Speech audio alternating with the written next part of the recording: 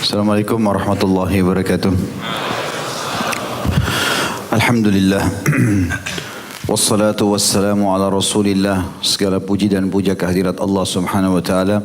Juga salawat dan taslim kepada Nabi besar Muhammad sallallahu alaihi wa sahbihi wasallam. Melanjutkan bahasan Minhajul Muslim kita, dan kita sudah selesai panjang lebar membahas masalah wudu dan mandi. Dan sebelumnya juga tentang bab suci, ya, sarana menggunakan untuk kesucian atau bersuci. Dan insya Allah kita masuk ke pasal kelima pada malam ini, masalah tayammum.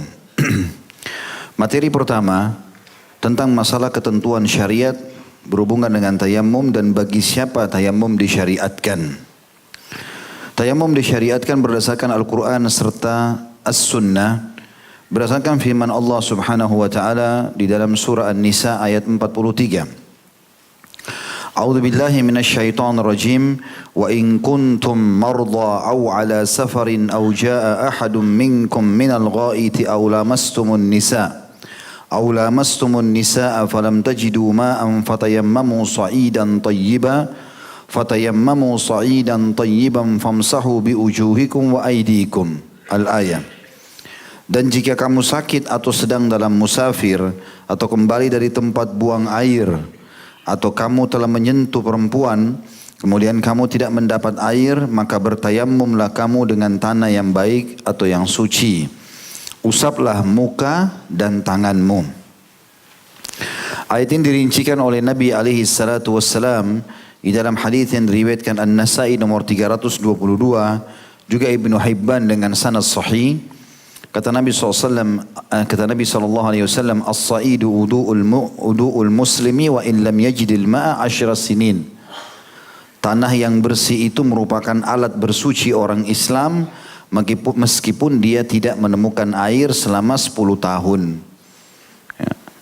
Jadi maknanya adalah tayammum dibolehkan kalau air tidak ada, atau kondisi yang lain seseorang memiliki air tapi pas sekali hanya untuk minum. Dia pilih antara dia minum untuk dia hidup atau dia harus berwudu.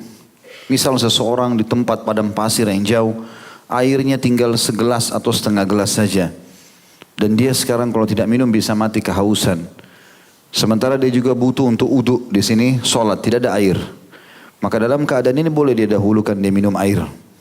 Karena tayammum masih bisa menggantikan wudu pada saat air tidak cukup, gitu kan?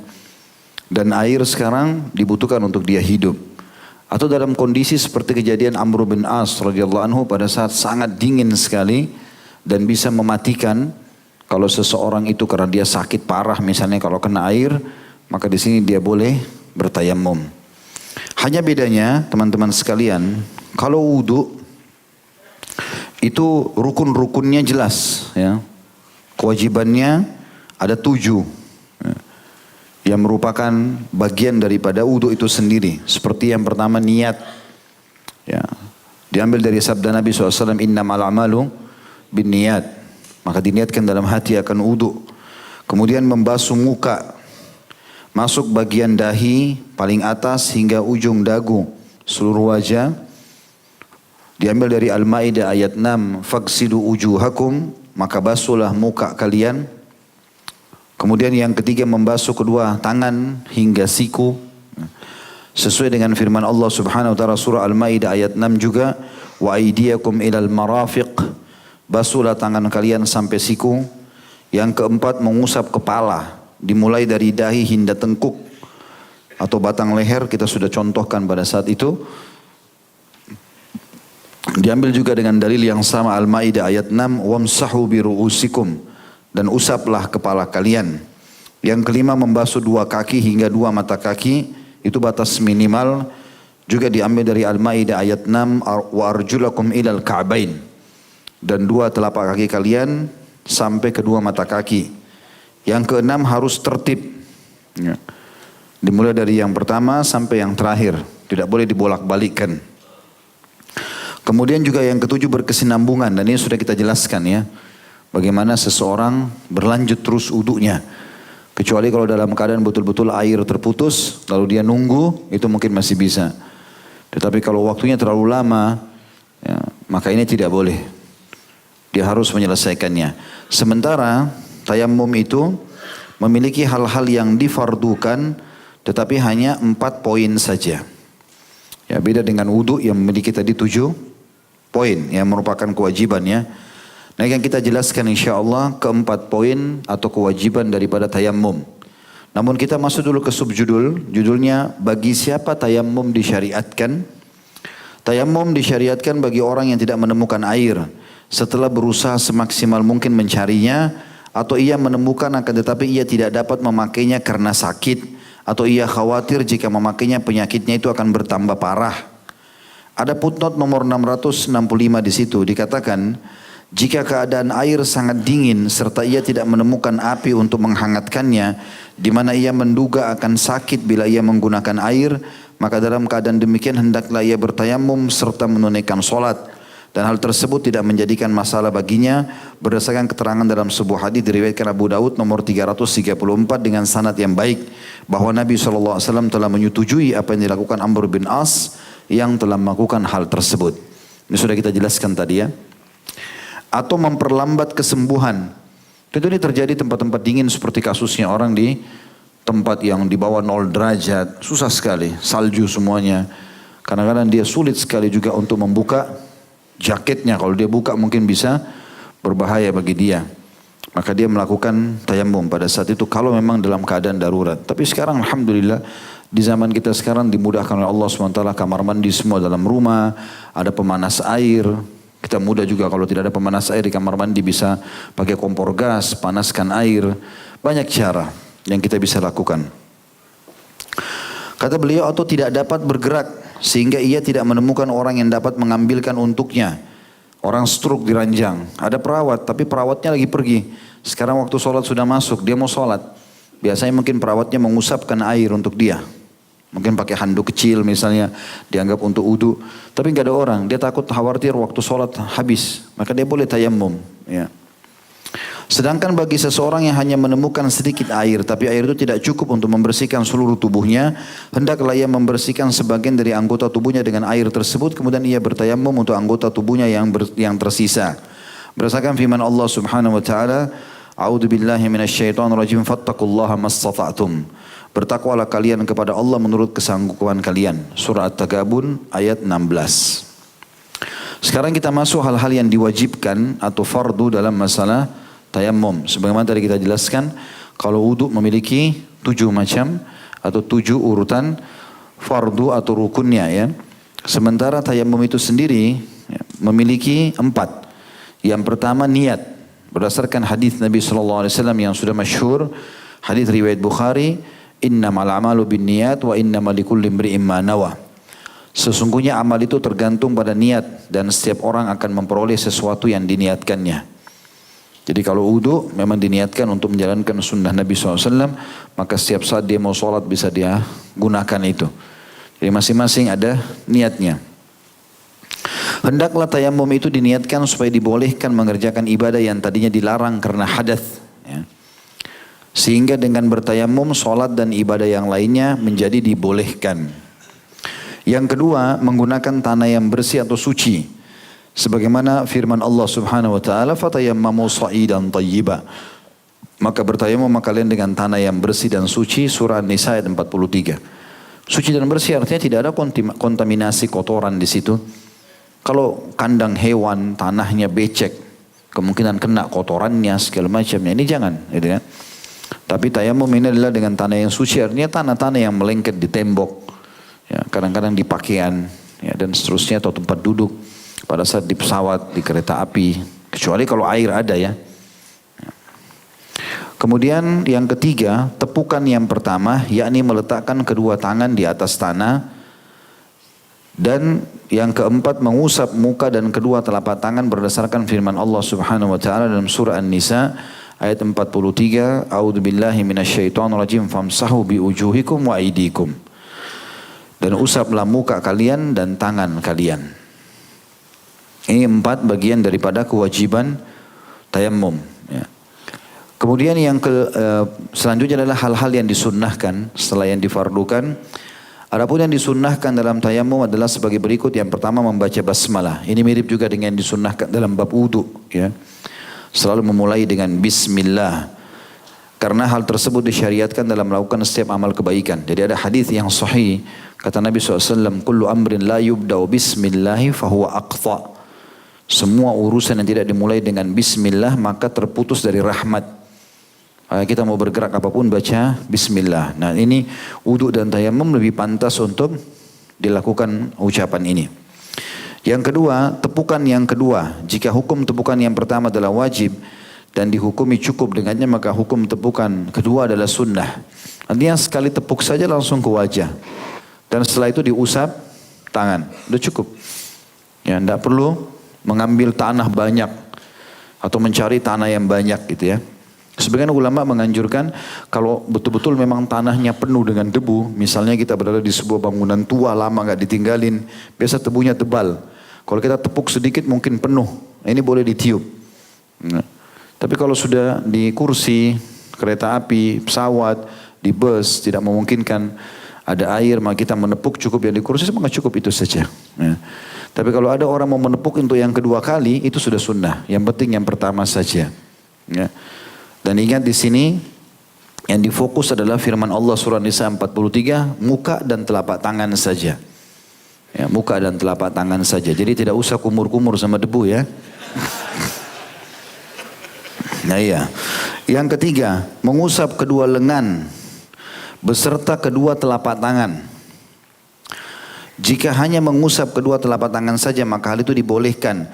Sedangkan mengusap kedua lengan tangan semata-mata sebagai bentuk kehati-hatian saja.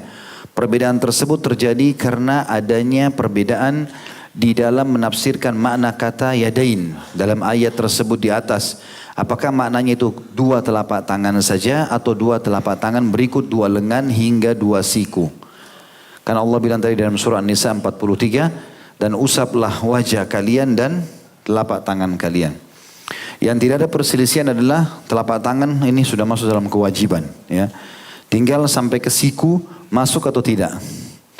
Karena ada persisi pendapat, ada yang mengatakan masuk dalam rukun. Telapak tangan ini artinya mengusap sampai ke siku. Ya, sehingga telapak tangan dan siku semuanya kena. Karena dalam An-Nisa tadi ayat 43 Allah mengatakan usaplah wajah kalian dan telapak tangan kalian. Kita tahu dalam wudu kalau habis wajah berarti tangan sampai siku. Kalau cuma telapak tangan berarti di awal sebelum wajah. Itu pendapat yang pertama. Pendapat yang kedua mengatakan tidak. Walaupun firman Allah mengatakan usaplah wajah dan telapak tangan kalian, makna telapak tangan ini saja. Berarti tepuk, usap wajah, sudah itu langsung telapak tangan ini saja cukup. Ya. Makanya yang mengatakan telapak tangan cukup, mengatakan kalau ada orang untuk hati-hati sampai siku boleh, tapi ini sudah sunnah. Artinya kalau dia tepuk, usap wajahnya, usap telapak tangannya sekali, sudah boleh dia sholat. Tapi pendapat pertama enggak, mengatakan muka dan telapak tangan sampai siku. Jadi dua-duanya boleh. Ya. Tapi intinya cuma dua ini saja ya. Jadi enggak usah ambil debu, ditaruh di kepala. Ya. Materi yang ketiga. Hal-hal yang membatalkan tayamum dan hal-hal yang dibolehkan kalau tayamum. Yang membatalkan tayamum ada dua. Setiap yang membatalkan wudu karena tayamum adalah pengganti wudu. Kita sudah pernah bahas itu dalam bab wudu ya. Keluarnya salah satu dari dua, kubul dan dubur ya. Baik itu angin. Ya, kalau yang membatalkan wudu itu kita sudah sebutkan kurang lebih ada 7 juga ya. Yang pertama adanya sesuatu yang keluar dari dua lubang, kubul dan dubur, seperti air seni, madhi, wadi, kotoran atau maaf tinja atau keluar angin yang berbunyi ataupun yang tidak berbunyi, semuanya itu disebut dalam hadath. Sesuai dengan sabda Nabi SAW, la yakbalullahu salata ahadikum idza ahdatha hatta yatawadda. Allah tidak akan menerima salat salah seorang dari kalian jika dia berhadath sehingga dia berwudu terlebih dahulu. Hadis ini hadis sahih riwayat Bukhari nomor 6954. Yang kedua tertidur lelap. Dan ini sudah saya jelaskan ya. Khilaf di antara ulama. Pendapat yang paling kuat mengatakan lelap itu kalau tertidur terlentang. Tapi kalau tidurnya duduk umumnya tidak masuk dalam kategori ini. Ada juga yang mengatakan duduk pun masuk, yang penting dia sudah lelap, tidak sadar apa yang sedang terjadi di sekitarnya, maka sudah masuk dalam kategori itu. Ini sudah pernah kita jelaskan. Sesuai dengan sabda Rasulullah SAW, Al-ainu wiqa'us sah, faman nama falyatawadda. Mata itu adalah tali pengikat dubur, maka barang siapa yang tertidur hendaklah dia berwudu. Hadis yang diriwayatkan Abu Daud nomor 203. Kemudian yang ketiga, tertutupnya akal dan hilangnya perasaan atau kesadaran sebab pingsan, mabuk atau gila. Karena saat akal itu tertutup, niscaya seseorang tidak akan mengetahui apakah wudunya itu batal dengan keluarnya angin atau tidak.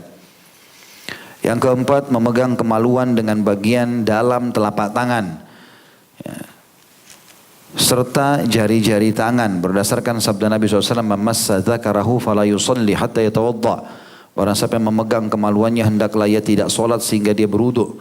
Bagian punggung dalam tangan, ini enggak ada perselisih pendapat ulama. Kalau dia menyentuh kemaluannya sengaja tidak sengaja dengan bagian dalam ini batal. Tinggal khilaf masalah kalau punggung luar. Ada pendapat yang mengatakan batal, ada yang mengatakan tidak.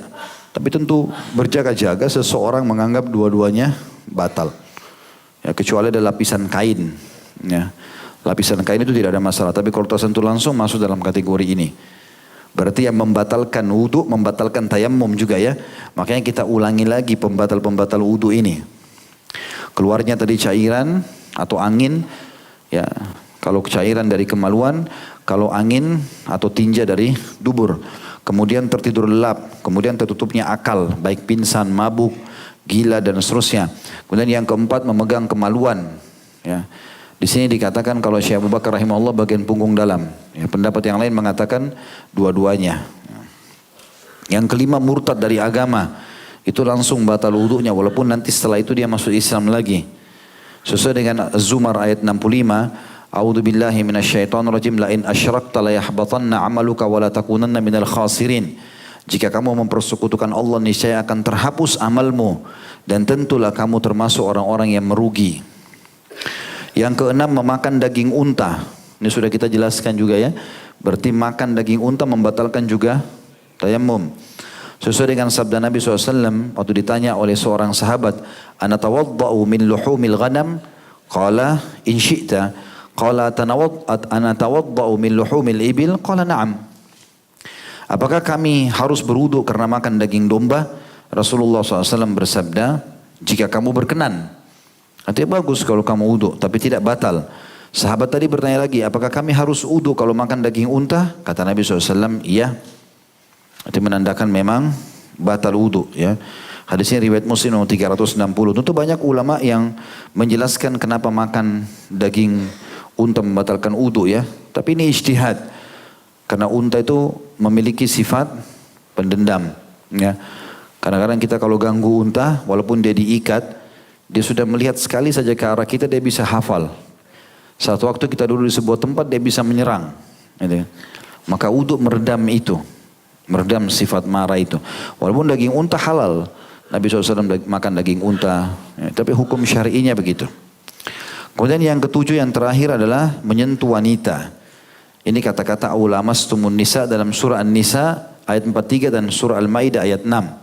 Tapi di sini berselisih pendapat ulama, sudah kita jelaskan ya. Kalau Imam Syafi'i rahimahullah mengatakan aulamastummun nisa, menyentuh wanita itu kalau menyentuhnya yang bukan mahram abadi. Mahram abadi itu seperti orang tua kita, ayah, ibu, kakek, nenek, semua jalur ke sampingnya, saudara-saudaranya kakek dan nenek. Semua di samping kita, saudara dan saudara kita, semua jalur ke bawah, anak, cucu, dan semua jalur di bawah saudara kita, keponakan. Itu begitu kita lahir mahram, nggak boleh nikah sama mereka. Kalau dalam mazhab Syafi'iyah ini nggak batal kalau disentuh. Ya. Tapi kalau mahramnya terjadi karena kasus pernikahan seperti suami istri tetap batal. Makanya dalam mazhab Syafi'iyah suami istri pun kalau bersentuh syahwat gak syahwat batal. Maka lebih pantas kalau orang-orang selain suami istri. Itu kan sengaja gak sengaja, syahwat tidak syahwat batal. Jumhur ulama Imam Malik, Imam Abu Hanifah dan Imam Ahmad mengatakan tidak.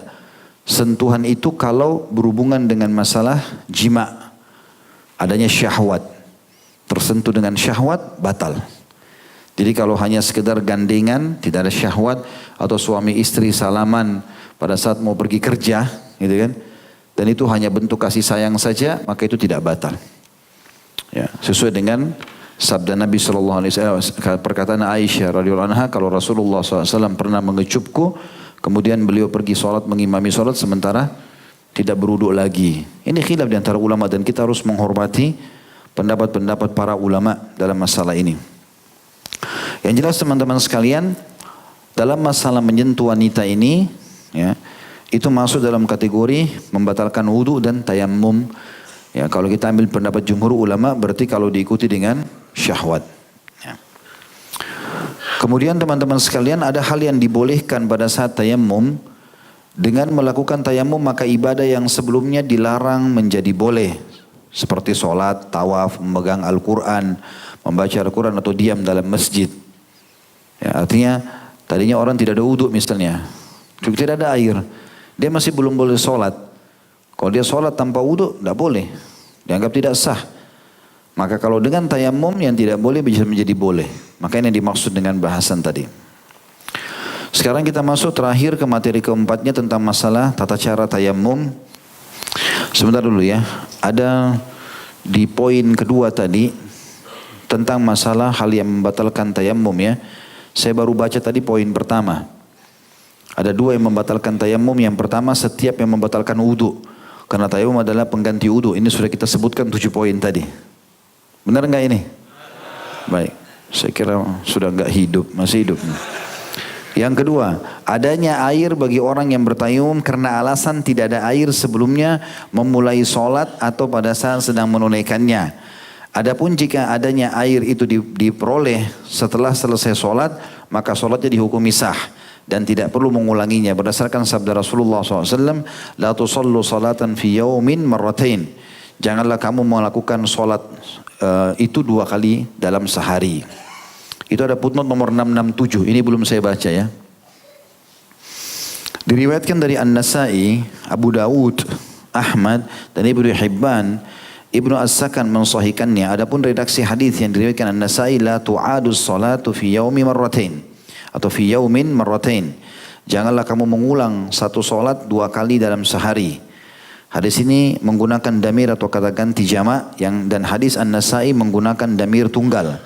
Artinya la tusallu tadi ya, itu digunakan di hadis riwayat pertama itu pakai jamak. La tusallu, jangan kalian rame-rame solat dalam satu hari 2 kali. Maksudnya jangan duhur sampai 2 kali, asar sampai 2 kali. Sudah dikerjain sekali ya sudah.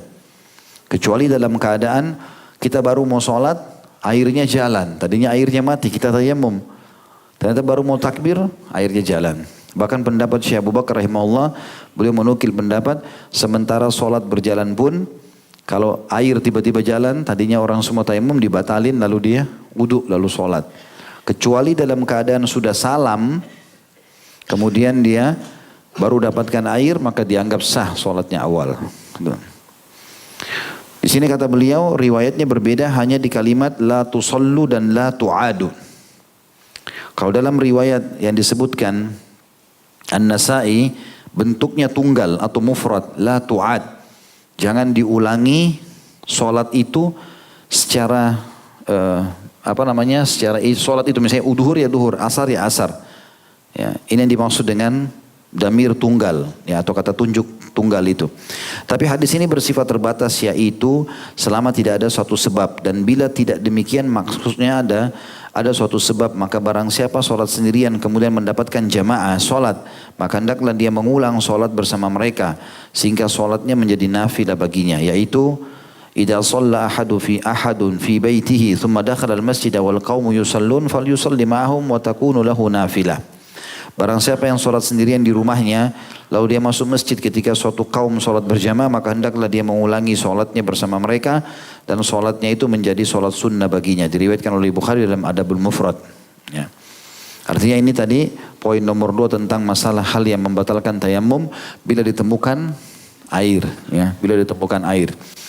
Ini mirip dengan kalau orang sudah sholat sendiri, ternyata dia pergi ke masjid, dia dapat orang lagi sholat berjamaah di awal waktu. Ya sudah, dia sholat saja bersama mereka. Gitu kan? Apalagi kalau dia bukan musafir ya. Kalau musafir hukumnya berbeda. Dia udah sholat sendirian, Dia masuk lewat masjid orang sholat berjamaah, dia nggak sholat nggak apa-apa. Ya, tapi kalau dia mukim, maka dia harus mendahulukan sholat yang wajib. Dia tinggalkan, dianggap sholat tadi wajibnya menjadi hukum tambahan buat dia atau nafilah. Ya. Sekarang kita masuk yang terakhir di sini masalah tata cara tayammum ya. Adapun tata cara tayamum sebagai berikut kata Syekh Abu Bakar rahimahullah. Bagi orang yang bertayammum hendaklah membaca basmalah sambil meniatkan tayamumnya supaya dibolehkan melaksanakan ibadah yang sebelumnya dilarang. Kemudian meletakkan kedua telapak tangannya di atas permukaan tanah atau pasir atau kerikil atau tanah lembab dan sejenisnya. Dan tidak menjadi soal meniup debu yang menempel pada kedua telapak tangannya dengan tiupan yang ringan. Lalu mengusap mukanya satu kali, lalu ia meletakkan kembali kedua telapak tangannya di atas tanah jika berkenan. Karena tadi kalau satu kali sudah sah. Tapi kalau dia sudah usap wajahnya, dia anggap debunya sudah habis, dia ingin tepuk lagi. Yang kedua ini sunnah. Lalu mengusap kedua telapak tangannya beserta dua lengannya hingga dua sikunya jika ia berkenan. Sedang jika ia membatasi usapannya hanya pada kedua telapak tangannya, maka hal itu dibolehkan. Peringatan di sini ada tanya jawab. Bolehkah seseorang mengerjakan beberapa sholat dengan satu kali tayamum jika tayamumnya itu belum batal? Jawabannya dalam masalah ini terjadi perbedaan pendapat di kalangan para ulama. Karena tidak ditemukan nas hukum yang jelas mengenai masalah tersebut yang menetapkan salah satunya serta membatalkan yang satunya lagi. Pendapat yang hati-hati menetapkan supaya bertayamum pada setiap sholat. Tapi tentu saja kalau kita lihat zahirnya dalil-dalil, berarti selama tidak ada air dan tidak ada pembatal tayamum seperti batal wudu, berarti tayamumnya berlaku. Kayak kita misalnya duduk begini maghrib isya, kemudian tadi maghrib nggak ada air sama sekali, kering, kemarau di satu kampung misalnya, satu kota. Lalu kita semua tayamum, sholatlah maghrib. Apakah isya kita harus tayamum lagi atau tidak? Nah ini tadi dibahas. Pendapat yang beliau mengatakan untuk berhati-hati tayamum lagi. Karena kan tayamum tidak perlu keluar, cukup di tempat kita tepuk selesai. Cuma pendapat yang lain mengatakan cukup. Karena apapun yang membatalkan wudu, kalau berlaku pada tayamum berarti berlaku padanya. Kalau tidak berarti sama dengan hukum wudu, tetap berlaku sahnya. Ya, Allahu a'lam. Ini bahasan tentang masalah tayamum. Ya. Kita lanjutkan teman-teman dengan pasal ke-6. Nanti pertanyaannya silahkan ditulis kalau masalah tayamum.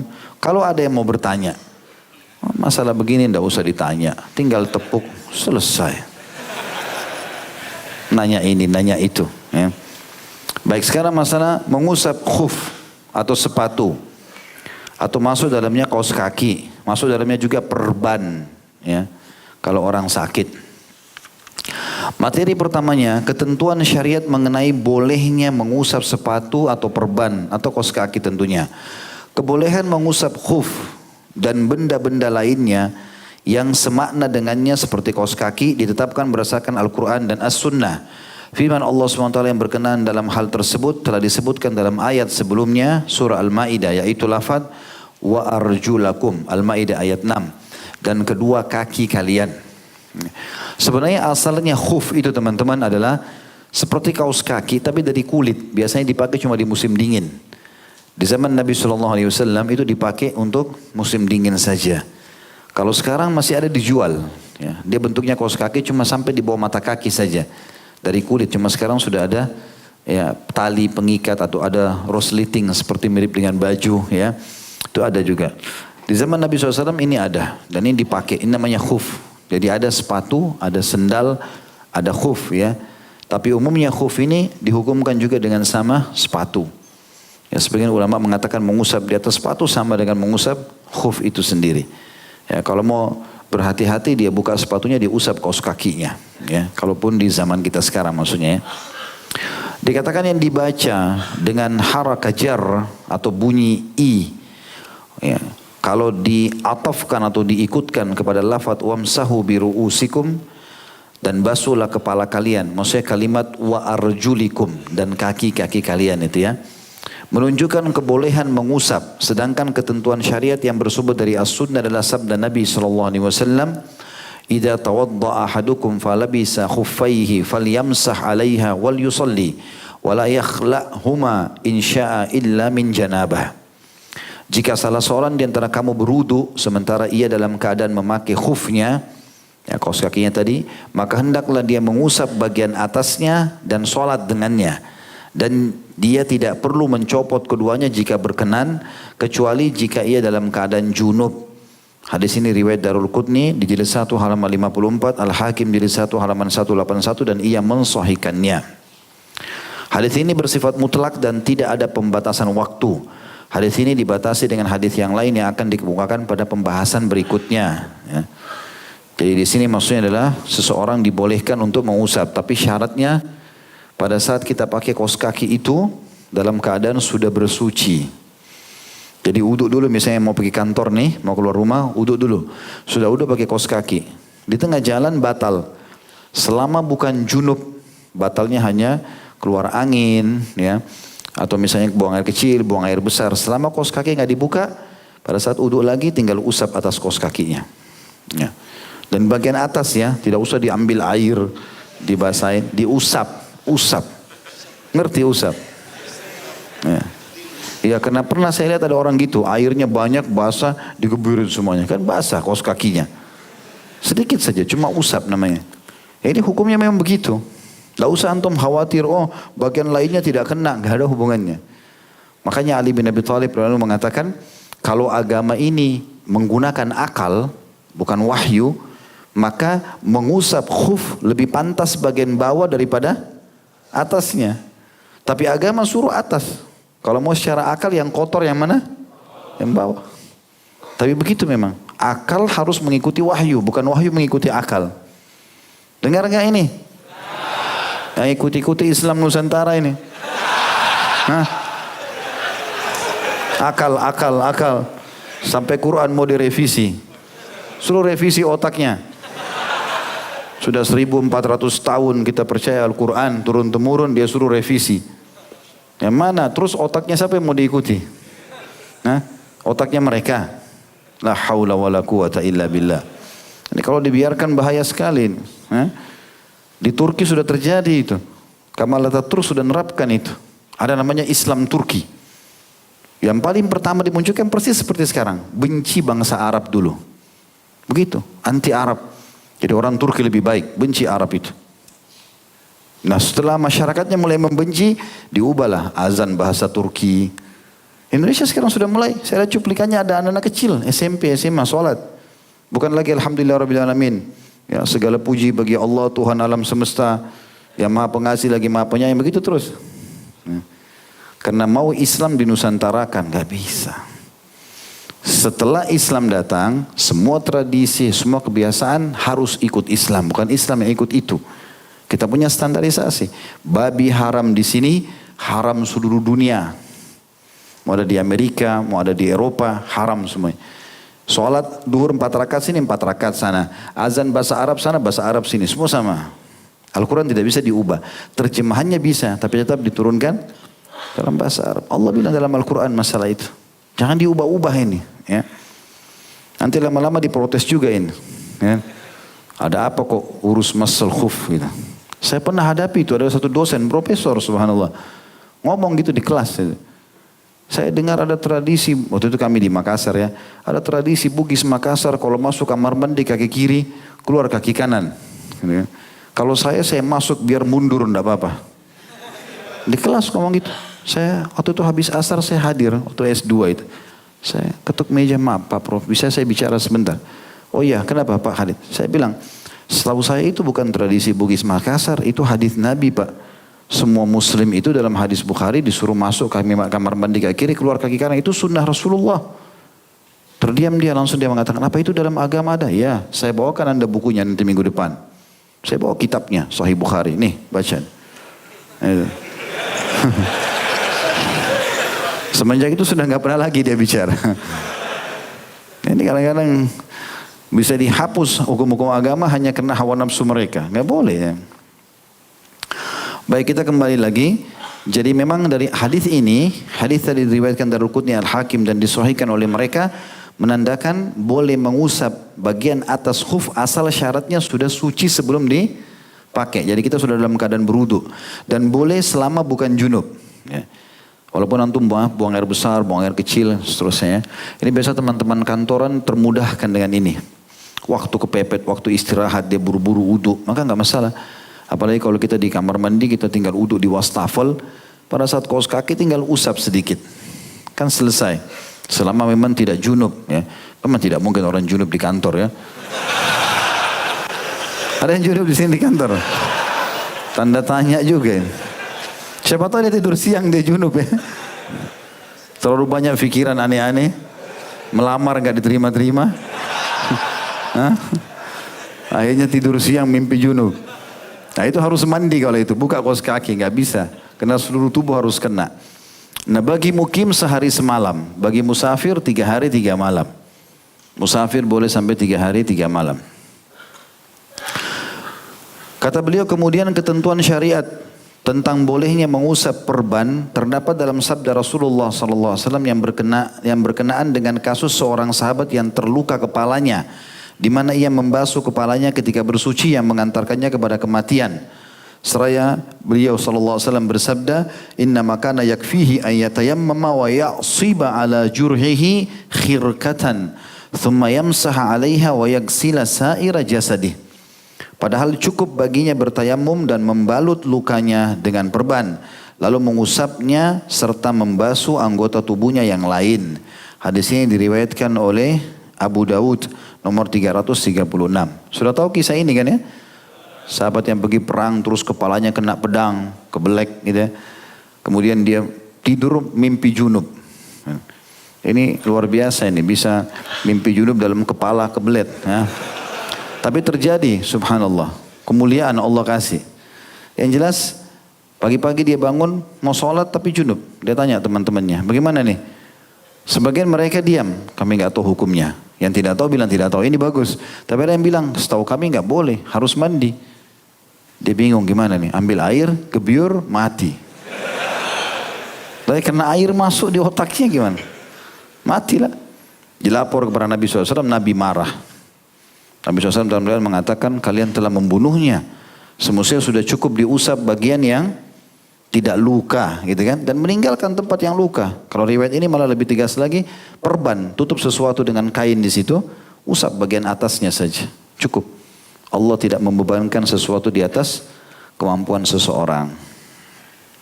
Materi kedua, syarat sahnya mengusap khuf atau perban, ya. Seseorang yang hendak mengusap khuf atau benda-benda lain yang semakna dengannya ketika bersuci disyaratkan yang pertama, keduanya dipakai dalam keadaan bersih. Berdasarkan sabda Rasulullah SAW yang ditujukan kepada Al-Mughirah bin Syu'bah radhiyallahu anhu ketika hendak membuka sepasang khuf yang dipakai oleh Rasulullah SAW untuk membasuh kedua kaki beliau ketika berwudu. Da'huma fa inni adkhaltuhuma tahiratain. Biarkan saja keduanya, enggak usah dibuka kaos kakiku ini, kata Nabi SAW kepada Al-Mughirah radhiyallahu anhu, karena aku memakai keduanya dalam keadaan suci atau bersih. Hadis ini riwayat Bukhari nomor 202, Imam Muslim nomor 274. Jadi ini termasuk mengusap khuf, sahnya adalah yang pertama memang pada saat dipakai sudah suci. Kalau kita dasarnya keluar rumah belum wudu lalu pakai kaos kaki, enggak boleh kita usap ya. Karena kita bukan dalam keadaan suci. Jelas nggak? Baik. Yang kedua, keduanya menutupi bagian kaki yang wajib dibasuh. Jadi artinya kaos kakinya dipakai yang sampai ke tertutup mata kaki. Karena batas minimal kan mata kaki. Ya. Kalau ada orang pakai kaos kaki, bagian punggung atas kakinya terbuka, itu nggak masuk. Dia membukanya. Ya. Yang kedua, keduanya tebal sehingga kulit tidak terlihat dari bagian keduanya. Yang ketiga itu tadi ya. Yang kedua menutup bagian kaki yang wajib dibasuh. Yang ketiga keduanya tebal sehingga kulit tidak terlihat dari balik keduanya. Yang keempat, masa mengusap keduanya tidak boleh lebih dari sehari semalam bagi orang yang berada di tempat atau mukim, serta tidak boleh lebih dari 3 hari 3 malam bagi orang yang bepergian atau musafir. Berdasarkan keterangan yang diutarakan Ali bin Abi Thalib radhiyallahu anhu bahwa Rasulullah SAW telah menetapkan 3 hari 3 malam bagi orang yang bepergian serta 1 hari 1 malam bagi orang yang berada di tempat. Hadis ini diriwayatkan Imam Muslim nomor 276. Yang kelima, ini syarat sahnya, tidak boleh mencopot keduanya setelah mengusapnya. Jika ia mencopot keduanya, maka wajib atasnya membasuh kedua kakinya. Jika ia tidak membasuhnya, maka wudunya dihukumi batal. Jadi kalau sudah kita usap, ya sudah pakai aja kaos kakinya. Kapan kita buka, berarti sudah selesai. Dia harus pada saat yang mau sholat lagi, dia wudu lagi. Karena dianggap yang awal sudah batal. Yang keenam, dalam mengusap perban, maka tidak disyaratkan harus suci terlebih dahulu serta tidak ada batasan waktu. Tetapi kain perbannya disyaratkan tidak boleh melampaui tempat luka. Kecuali kain perban yang dipakai mengikat. Tidak boleh mencopotnya serta lukanya sebelum atau belum sembuh. Tidak boleh mencopotnya serta lukanya belum sembuh. Ya, selama lukanya belum sembuh ya.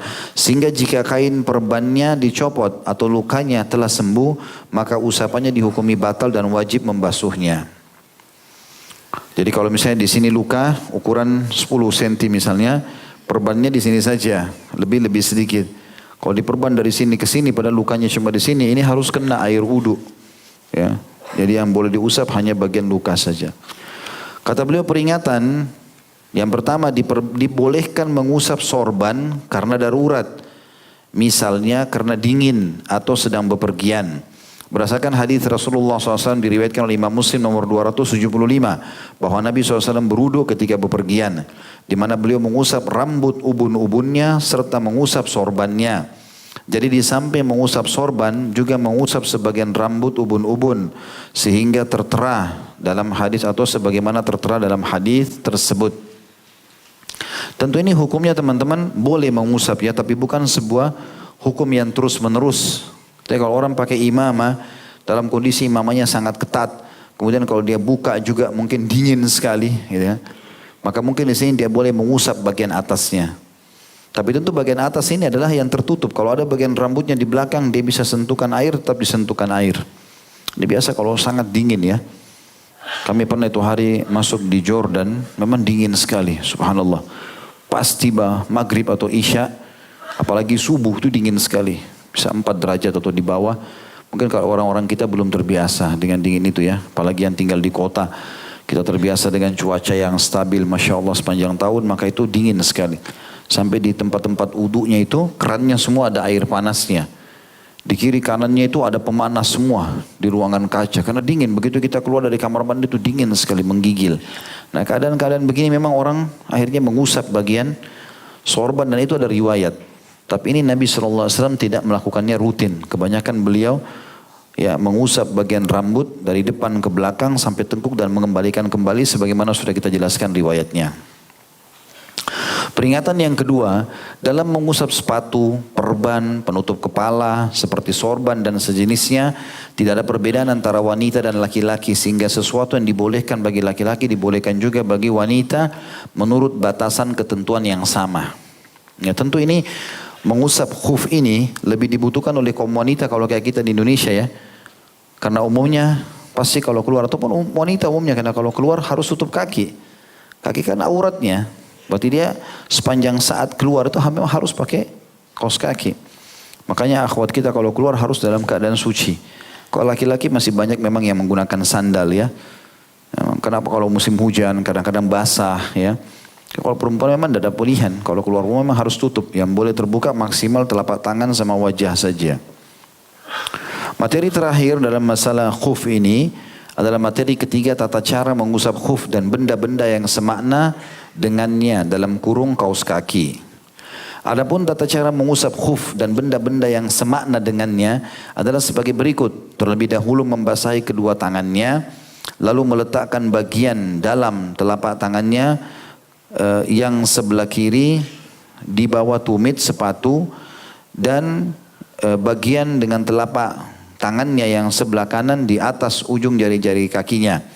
Lalu mengusapnya atau mengusap telapak tangannya yang sebelah kanan hingga ke betis dan telapak tangannya yang sebelah kiri diusapkan hingga ke ujung jari-jari kakinya.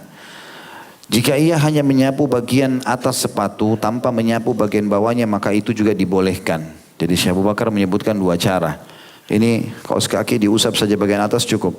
Beliau disebutkan dari cara yang pertama, telapak kanan memegang bagian tumit di bawah kaki, ini bagian kirinya di atas, lalu kemudian diusap bersamaan. sampai ke betis ya. Tapi umumnya yang ulama pegang adalah paragraf yang kedua di sini dikatakan jika hanya menyapu bagian atas sepatu saja tanpa menyapu bagian bawahnya maka hal itu dibolehkan. Hal ini sebagaimana dijelaskan dalam keterangan diturunkan Ali bin Abi Thalib radhiyallahu anhu, "Lau kana ad-dinu bir-ra'yi lakana asfalul khuffi aula bil masih min a'lah." Jika agama itu berdasarkan akal maka tentulah mengusap bagian bawah khuf lebih utama daripada bagian atasnya. Riwayatkan Abu Daud nomor 162.